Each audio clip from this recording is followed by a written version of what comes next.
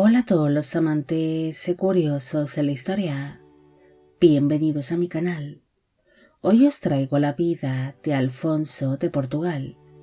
Él fue un infante portugués que desde bien joven sería destinado a la vida eclesiástica, destacando en su tiempo por ser nombrado como cardenal cuando era tan solo un niño,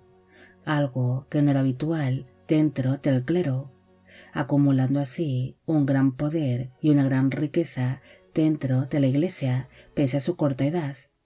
Incluso llegaría a ser nombrado como arzobispo de Lisboa y sería uno de los mejores latinistas de Portugal. Esta biografía es realizada por petición de Yare Guzmán, Estefi, Liliana Mendoza, Luis Carlos Mota, Andrea Díaz, Shirley Licinca Rivera, Silvia Cristina Monroy, Jesús Ignacio Sánchez y Gonzalo Velázquez. Alfonso de Avis y de Trastámara nació el 23 de abril de 1509 en la ciudad de Évora, en Portugal. Fue hijo del rey Manuel I de Portugal y de la segunda esposa de este, la reina María de Aragón. El matrimonio tuvo 10 hijos en común, siendo Alfonso el sexto de sus vástagos. El niño sería criado en la corte portuguesa, donde viviría rodeado de un ambiente culto y humanista, debido a que dicha corte solía ser visitada por eruditos, exploradores, religiosos, diplomáticos y artistas. El infante recibiría una buena educación, centrada especialmente en humanidades, teología e idiomas, las cuales eran impartidas por destacados eruditos, destacando especialmente el latín, convirtiéndose en el futuro en uno de los mejores latinistas de Portugal. Cuando Alfonso tenía tan solo 3 años de edad, su padre, el rey Manuel, intentó que el niño fuese nombrado como cardenal, pero el Papa Julio II se negó en rotundo ante la corta edad que presentaba el infante. Pese a recibir esta negativa por parte del papado, el monarca portugués estaba realmente decidido en que su hijo desempeñase desde bien joven una exitosa carrera eclesiástica, y ante su gran insistencia consiguió que dicho pontífice le entregase el título de protonotario apostólico de Portugal. Durante los posteriores años, su padre siguió intentando que el papado le entregase el cargo de cardenal a Alfonso. Incluso cuando el Papa León X llegó al poder, el monarca portugués envió una serie de emisarios para que intentasen convencer al nuevo pontífice sobre este asunto,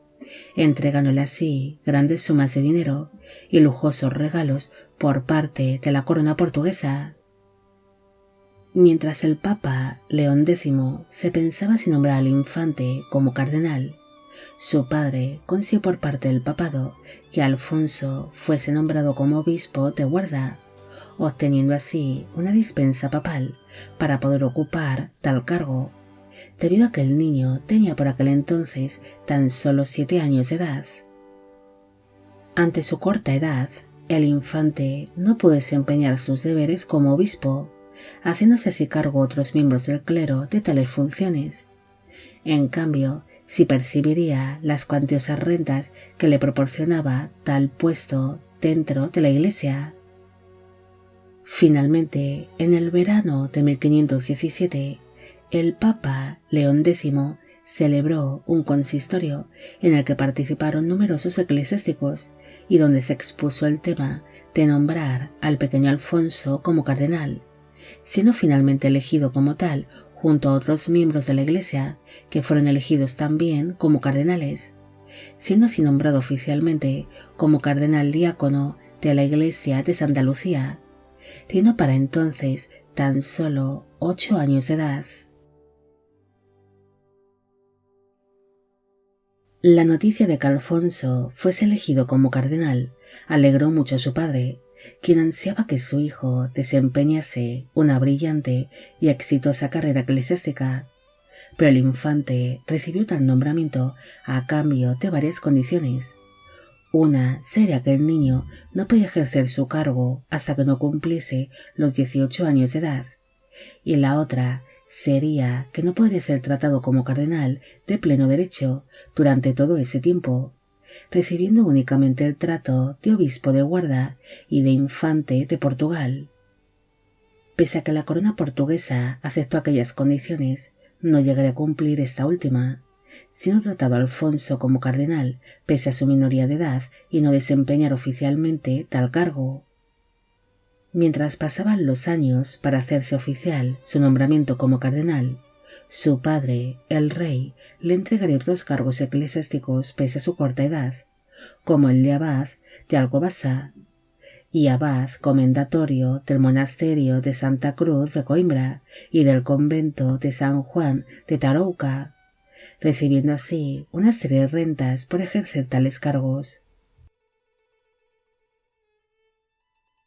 En el mismo año en el que fue nombrado como cardenal, su madre, la reina María, murió a causa de las complicaciones de su último parto, casándose así su padre en terceras nupcias con una de las primas del infante, la archiduquesa Leonor de Austria, naciendo de esta unión 2 hijos más.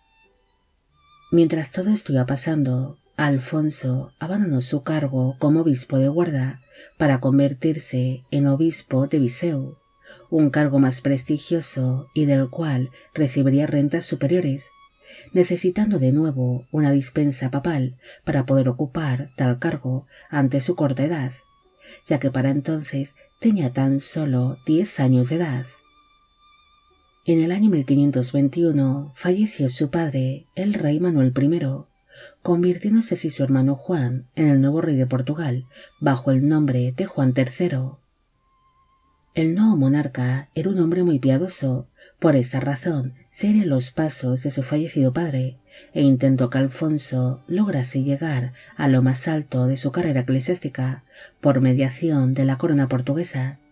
logrando así que en el año 1523 el infante fuese nombrado como arzobispo de Lisboa, algo que fue posible gracias a la gran insistencia de su hermano Juan, teniendo Alfonso tan solo 14 años de edad cuando se le fue entregado tal cargo, además de que se le fue ofrecido el obispado de Évora, el cual se convertiría en su sede. Como aún era muy joven para desempeñar tal papel, el Papa Adriano VI le entregaría una dispensa papal especial para que el infante pudiese asumir tal cargo como arzobispo, pese a su corta edad. Ante su minoría de edad, parte de sus funciones como arzobispo de Lisboa recayeron en un diácono de la Catedral de Lisboa que se llamaba Fernão Gonçalves, ocupándose de los asuntos pastorales y de la administración, mientras que el infante recibiría las cuantiosas rentas que le proporcionaba aquel nuevo cargo. Tras ser reconocido como arzobispo, Alfonso estableció su residencia oficial en su ciudad natal, en Évora, lugar desde donde se ocuparía de ejercer sus funciones dentro de la Iglesia. En el año 1525, el infante recibió el capelo cardinalicio, es decir, el típico sombrero que usaban exclusivamente los cardenales, siendo así reconocido oficialmente como tal cuando ya tenía 16 años de edad. Durante los posteriores años, el infante se fue familiarizando con los asuntos de la Iglesia, según se fue haciendo mayor, asumiendo así poco a poco una serie de funciones dentro de la misma, y no sería hasta el año 1535 que finalmente recibió su vestimenta oficial como arzobispo. Tras ser reconocido oficialmente como arzobispo de Lisboa, Alfonso cambió su título como cardenal diácono de la Iglesia de Santa Lucía por el de cardenal sacerdote de la Iglesia de los Santos Juan y Pablo. Pese a ser cardenal desde pequeño, Alfonso no participó en los cónclaves donde se eligieron a los papas Adriano VI, Clemente VII y Pablo III, prefiriendo el quedarse en Portugal para seguir ocupándose personalmente de los asuntos de la Iglesia, llegando a estar muy activo dentro de la vida religiosa y en el desarrollo de la Iglesia portuguesa. Incluso apoyaría a su hermano cuando éste solicitó al papado el poder establecer la Santa Inquisición en Portugal. Alfonso estableció nuevas normas dentro de la Iglesia portuguesa, las cuales acabarían siendo asumidas de forma oficial por la Iglesia católica durante la celebración del Concilio de Trento, como el de registrar todos los bautizos que se celebran en Portugal, o asumir el nuevo rito romano, dejando hacia un lado el rito anglosajón, que había sido establecido en Portugal en el siglo XII, tras haberse producido el saqueo de Lisboa. Alfonso también se mostraría en contra del rey Enrique VIII de Inglaterra, cuando éste decidió romper con la Iglesia católica tras haber sido rechazado su divorcio con la reina Catalina de Aragón, quien era tía del infante, tachándolo de herejía por crear su propia iglesia, la anglicana, y casarse con su amante, la reina Ana Bolena. El infante también se mostraría en contra de las ideas protestantes, las cuales se estaban extendiendo rápidamente por el Sacro Imperio Romano Germánico, llegando a temer que la reforma protestante llegase incluso a Portugal o hasta el reino vecino, España. Por esta razón ordenó confiscar muchos libros, los cuales serían examinados profundamente por un grupo de eclesiásticos que tenían la misión de buscar en ellos cualquier cosa que hiciese alusión a tales creencias religiosas. Incluso algunas de estas obras fueron confiscadas, al ser sospechosas de difundir las ideas protestantes. Por esta razón, tales libros fueron quemados y se prohibió su venta, estableciendo así la Santa Inquisición una gran censura de libros. Incluso si alguien era pillado con alguna de estas obras en su poder, recibiría severos castigos que podrían conllevar largas penas de cárcel o incluso la pena de muerte. El infante también celebraría varios concilios al que asistieron altos cargos de la Iglesia y redactaría una serie de nuevas normas dentro de la Archidiócesis de Lisboa o la Diócesis de Évora, las cuales tenían que ser cumplidas por los eclesiásticos portugueses, algo que acabaría pasando también en el obispado de Viseu, quien asumió tales normas, las cuales acabarían siendo ampliadas. Alfonso acabaría falleciendo de manera repentina el 21 de abril de 1540 en la ciudad de Évora, faltándole tan solo 2 días para haber cumplido los 31 años de edad. Pese a que la muerte de este infante no fue documentada, algunas versiones sugieren de que fue una muerte repentina que nadie esperaba, muriendo en cuestión de pocas horas tras haber empezado a sufrir de altísimas fiebres, siendo su muerte muy sentida por la familia real portuguesa y por numerosos miembros del clero. En un principio, sus restos mortales descansaron en la Catedral de Lisboa, pero cuando su sobrino, el rey Felipe II de España, empezó a reinar también en Portugal, ordenó que los restos de su tío fuesen trasladados al monasterio de los Jerónimos de Belén, para que descansase junto a otros miembros de la dinastía Avis. Alfonso fue un infante que logró desempeñar una exitosa y meteórica carrera eclesiástica, algo que fue posible únicamente por la presión que ejerció la corona portuguesa sobre el papado, debido a que cuando falleció con 31 años de edad, él era una de las figuras más destacables e importantes de la Iglesia católica en Portugal, algo impensable para una persona de su edad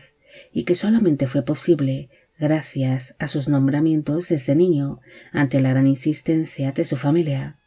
percibiendo así unos títulos eclesiásticos y unas rentas sin tener méritos propios para ello, aunque después el infante demostraría ser un hombre muy comprometido con sus funciones eclesiásticas, además de que logró hacerse por sí solo una carrera como latinista,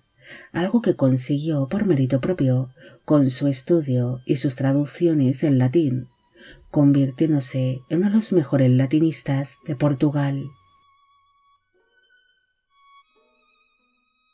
Bueno amigos, llegamos al final de la vida de Alfonso de Portugal. Espero que os haya gustado esta historia y espero a que todos los que pedisteis de que hiciese un vídeo sobre él también. Como siempre, agradeceros todo el apoyo que recibe el canal. Mil gracias por ver los vídeos que voy realizando y quisiera agradeceros de corazón el que formáis parte de Biopic Channel. Hoy me gustaría saber qué os ha parecido esta historia y si conocéis a otros infantes, ya sean de Portugal o de España, que hayan recibido importantes cargos eclesiásticos pese a ser tan solo unos niños. Y con esto me despido. Hasta la próxima.